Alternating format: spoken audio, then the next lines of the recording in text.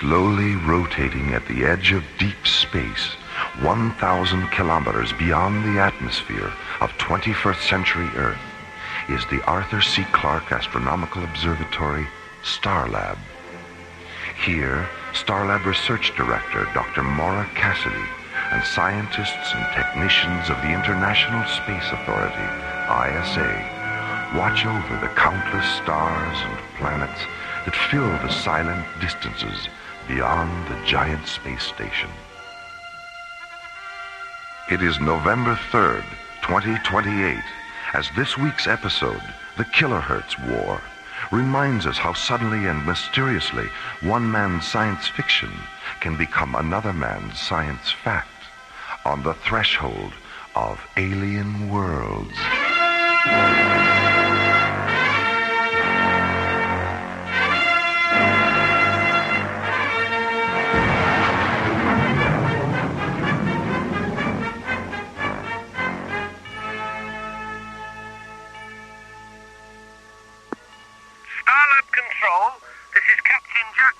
Commanding the Royal British Museum freighter Nile Delta.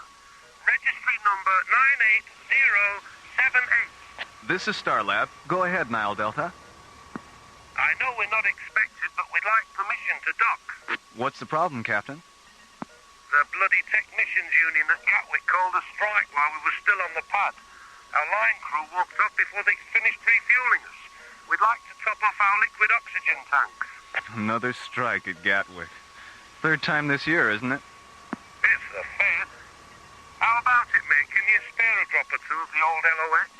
What's your destination, Captain?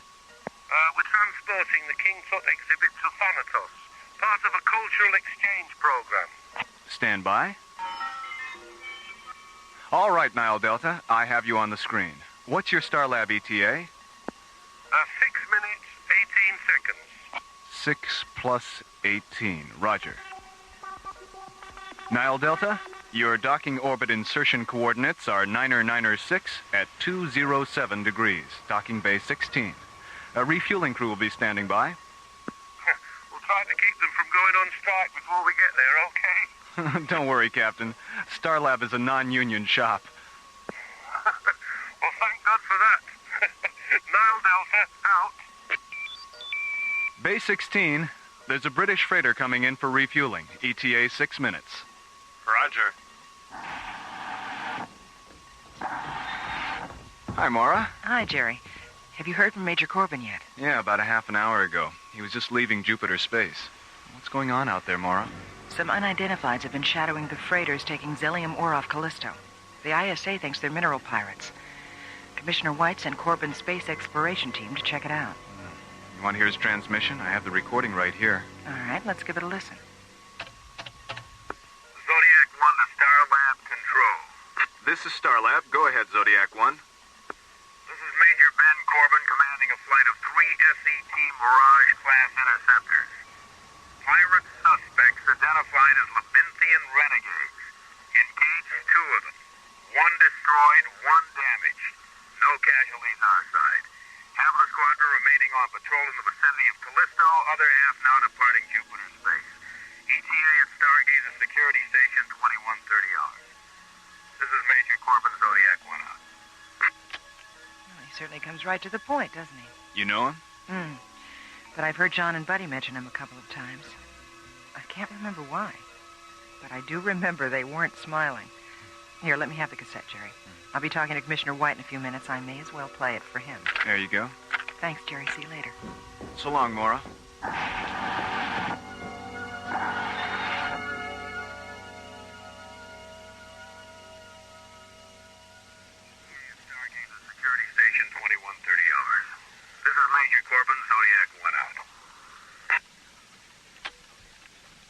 That's it, Commissioner. Well, thanks for getting it to me so fast, Maura. Is there anything else we should talk about? The tape you sent up concerning the Turrellian military exercises on Mars. I thought Turrellia was anti-military. Well, she is, Maura, but 2 planets in their system have declared war on each other. And Turrellia's sitting right in the middle. They're working up a tactical space force to protect themselves. They hate to do it, but they have no choice. Why are they testing on Mars? Well, its atmosphere is Turrellian compatible for one thing, and it's uninhabited for another. You see, Turrellia is very densely populated. They didn't want to take the chance of hurting any of their people if an experimental weapon malfunctioned or one of their prototype ships crashed. Sounds like they've got a lot of soul as well as a lot of sense. Yes. Well, I'd better sign off now, Maura, and try to get home. There's a lot of wind and snow blowing around outside, and you know what New Chicago's like during a blizzard. All right, Commissioner, bundle up. And beware of little boys chucking snowballs. Starlab Communications, out.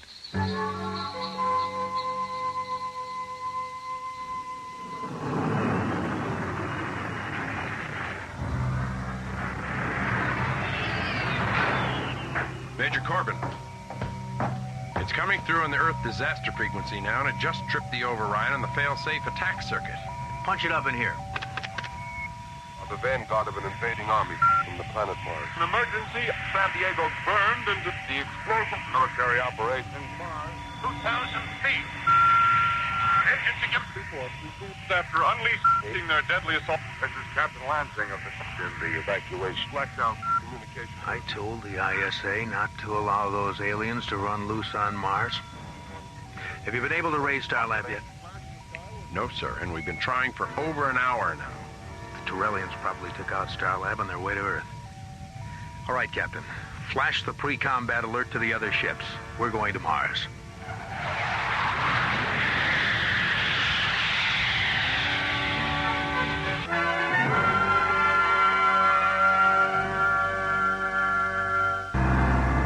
Given permission by the ISA to experiment with defensive spacecraft in the Martian atmosphere, Turrellia sends 200 prototype gunships to the Red Planet for testing.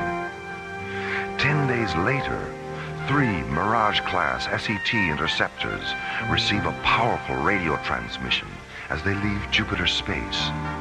The transmission overrides their Earth disaster frequency and fail-safe attack circuits, and is filled with the confusion of voices describing an attack on Earth from Mars. Planet. On the planet Mars, between the hours of colored white, destruction of cities and cars.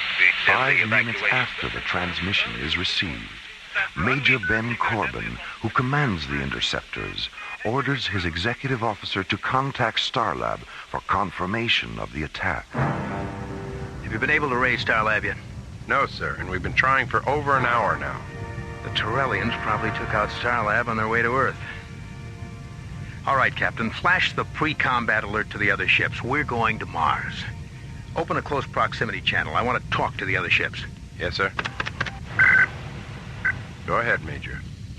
This is Major Corbin. You all know what the situation is and what our choices are. You also know that it's the responsibility of a commanding officer to decide which choice is best. But these are extraordinary circumstances. So I believe the decision to either continue on to Mars or to return to base should be shared by all of us. So when I finish this transmission, take a vote. Flight crews and officers alike. It's up to you. Zodiac 1 out. You're looking unusually tense, Captain. What's the problem? I'll go see how our crew feels about your pep talk, Major. Pep talk? Is that what it was? I'll be back in a few minutes. Captain O'Neill, Major. We're ready whenever you are. Thanks, Bill. This is Captain Dan Sager. We're with you all the way, Major. I knew I could count on you, Ray.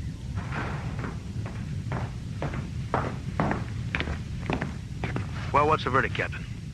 Pearson thinks we should return to base and wait for orders. Mm-hmm. What about the others? They're willing to go for it. Fine. What about you? I'm inclined to agree with Pearson. Why? Well, on a strictly legal level, any kind of military action without direct orders is a violation of the ISA Charter. Mm-hmm. With the exception of self-defense. What else? I don't think we have enough evidence to prove that the Earth is actually under attack. Let's hold off until we can authenticate the transmission. That transmission's been coming through for 2 hours now. And during those 2 hours, we haven't been able to contact Starlab or get a single response from the ISA on Earth. That is authenticity enough for me. All right. Suppose the Earth is under attack. 70 to 1 odds isn't retaliation. It's suicide. Come on now, Captain. You can be critical without being insubordinate. I don't know. Maybe I can't. Where's the line? It would help if you try to be a little more objective, Captain. This is a military issue. It's not an emotional one. Well, I guess that's the difference between us, Major, isn't it? You're objective, so you put your faith in action. I'm not, so I put mine in reaction. What sort of reaction are you having? There's something wrong about this whole incident. You're right, Captain. There is something wrong. There's a war on between Turrellia and Earth. Objective, subjective, or otherwise. That is a fact.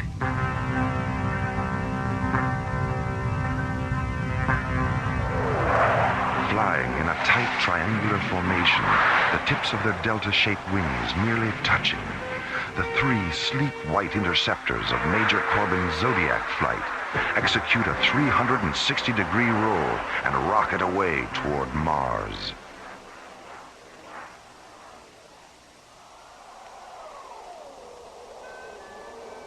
Meanwhile, on the surface of the desolate red planet, the freezing winds of Martian winter blow a stinging mist of iron oxide dust across Cecropia, a vast plain located at the 0 meridian coordinates of 70 degrees latitude, 310 degrees longitude.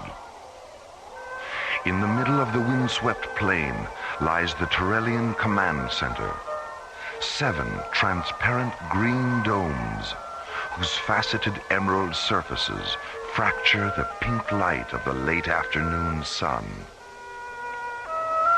Standing near the domes, on legs that seem too fragile to support them, are 60 Turrellian gunships in the shape of huge chromium dragonflies. Outside the central Turrellian dome, Commander Sathos stands looking up at the bleak Martian sky, his long, yellow-pleated cloak swirling around him, his delicate lungs protected from the iron oxide storm by the black filter mask covering his face.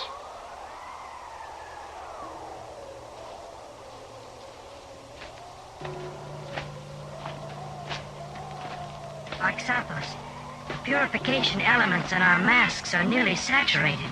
It's time we return to the dome. The 2nd and 3rd air garrisons, where are they, Sinparva? They should have returned by now. The planet is larger than we thought, and the targets we selected are in a night region. Our ships have never flown in darkness before.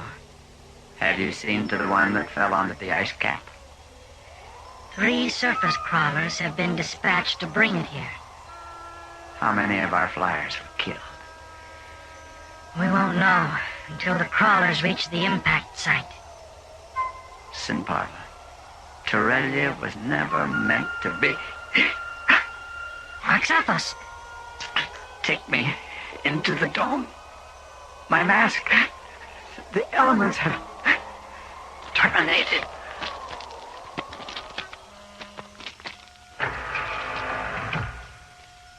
As Sinparva rushes his commander into the protection of the central dome, Major Corbin's SET Zodiac flight enters the Martian atmosphere. Descending to 300 meters above the red planet's surface, the 3 interceptors jet toward the Turrellian Command Center, 2,000 kilometers away. Zodiac 1 to Zodiac flight. Mid-range scanners confirm target interlock. Target description: 7 low-density, low-profile structures and 60 high-density spacecraft. Activate laser turrets and shielding generators on my mark. Mark. This is Zodiac 6. We have target interlock confirmed. Laser and generator functions positive. This is Zodiac 3. Okay on target interlock. Okay on laser turrets and shielding generators. Maintain present course and speed. We'll be over the target in 44 minutes. Zodiac 1, clear. How you feeling, Captain? Any better? You know how I feel. Don't worry, you'll get over it.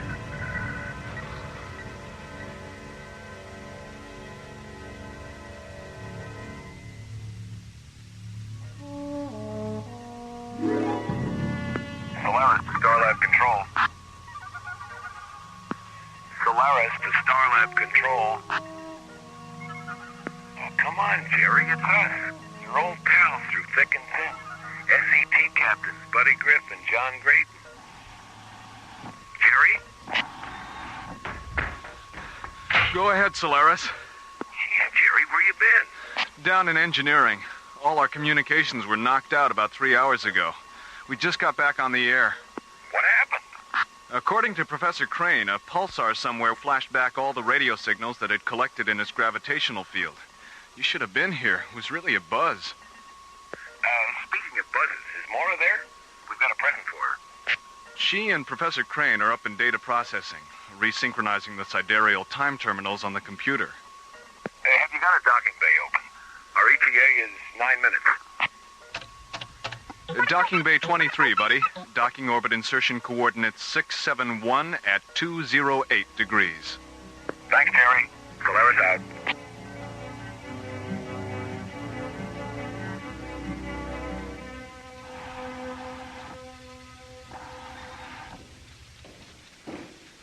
Hello, Hiya, Maura. Hi, buddy. Professor Crane. John, buddy, good to see you. How's it going? Jerry told us what happened. We just finished. What's in the box? It's a present from Phil Maxwell. Here, be careful. Don't spill it. Oh, it's beautiful. What is it? It's a fish, Maura. Yes, I can see that. But what kind? It's a flarn, a Serenian glowfish. Phil picked up a couple on Cronus. He thought you'd like to have one for your aquarium. That was really nice of him. Does it have a name? Yeah, Winston. A flower named Winston? That's right. Well, does Winston need any special food or anything like that? Yeah, my wife has one in her aquarium, Maura. Just put him in the water and forget about him. Glowfish live on light. Dr. Cassidy, this is communications. What is it, Molly? We're monitoring the intership transmission from Major Corbin's Zodiac flight. They've just attacked the Turrellian command center on Mars. On Mars? I'll be right out. Here, Professor. Hold my fish.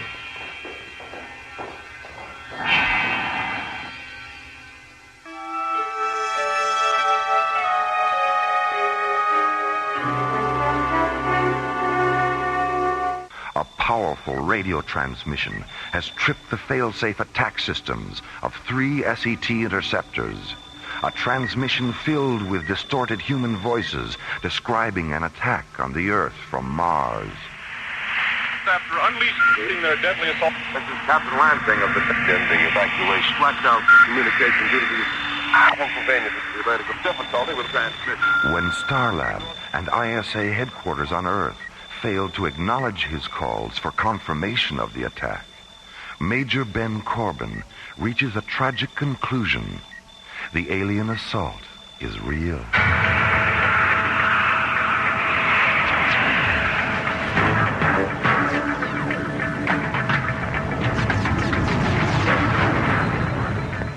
Zodiac 6, break off your approach to the dome. We'll take him out later. That's a Roger, Zodiac leader. Zodiac 3, hit that ship that's trying to take off. Roger. Zodiac 6, let's make another run in the staging area. Roger, Zodiac leader, right behind you.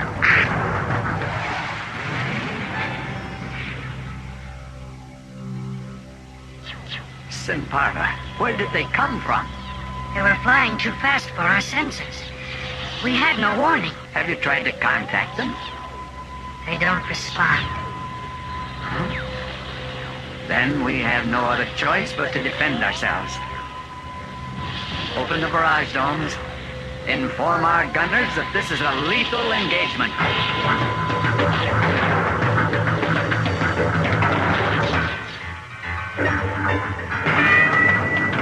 Zodiac leader to Zodiac flight. Regroup at 179er. Switch over to target grid yellow. And we'll go around again. Start on to Zodiac 1. Starlab. I knew we should have waited. I knew it. Starlab, this is Zodiac 1. Go ahead. What are you doing, Major? Get out of there now. Captain, check the source of this transmission. Major Corbin, this is Commissioner White. Get your flight back to Stargazer and turn yourself over to security. You've got one hell of a lot of explaining to do. But the attack on Earth, there was a radio transmission. It tripped our fail-safe system. We heard it on the other... Picked up the same transmission here at ISA headquarters, and so did Starlab. Zodiac 6 to Zodiac Leader. Pull off, Major. The Turrellians have opened up a gun read dome, and they're tracking you. Major, how much convincing do you need? If you don't give the order to break off this attack, I will. Zodiac Leader to Zodiac Flight. Return to base. Repeat, return to... Direct hit on the starboard thrusters. We've lost the automatic guidance circuits. Switch to manual. Attitude gyros are gone.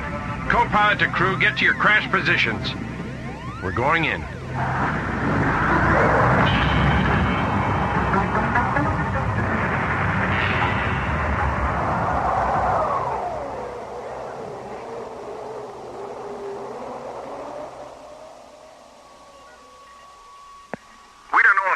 Survived, Dr. Cassidy. They were hit at a relatively low altitude and went down about 2 kilometers away from the domes. All right. Your orders are to come directly to Starlab. Commissioner White's on his way up. That's Roger, Starlab. Zodiac 6 out.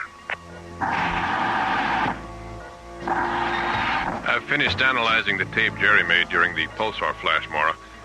The frequency of the predominant voices and the frequency of the fail-safe override are exactly the same. 880 kilohertz. But that's an exclusive ISA frequency. It wasn't in 1938. 1938? That's right. The voices were originally transmitted from the Earth in 1938. What was there about the voices that caused Major Corbin to do what he did? Come on. I'll play the tape for you.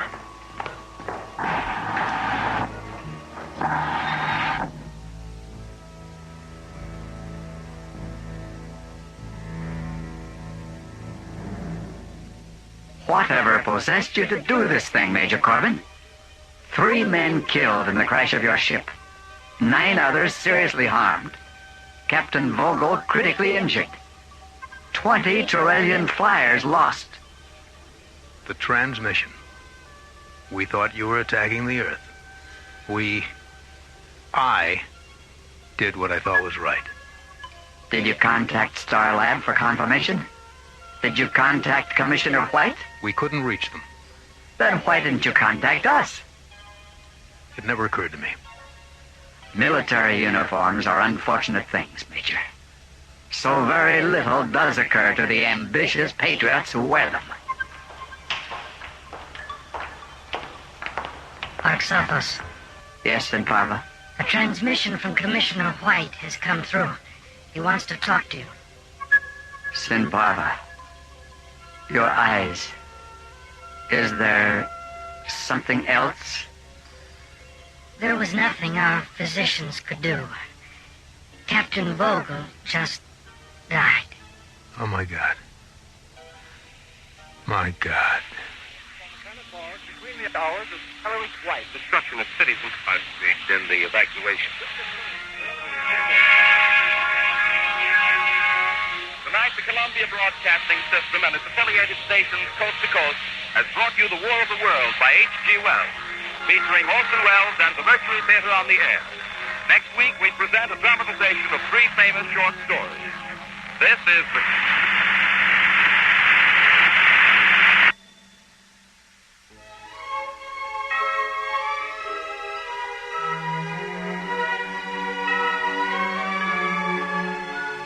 The Kilohertz War was written by Ron Thompson and starred Linda Gary, Chuck Olson, Bruce Philip Miller, Corey Burton, with special guest stars Casey Kasem, Jeffrey Lewis, Joe Baker, Olin Soule, Richard Paul, and Pete Renaday. Associate producer Ron Thompson. Music director Tom Rounds. Engineer Stu Jacobs. Technical consultant Peter Sky. Assistant to the producer Roger Brossi. Alien Worlds was created, produced, and directed by Lee Hansen. And so until next week, this is Roger Dressler inviting you to join us for another journey into the elsewhere and elsewhen of Alien Worlds.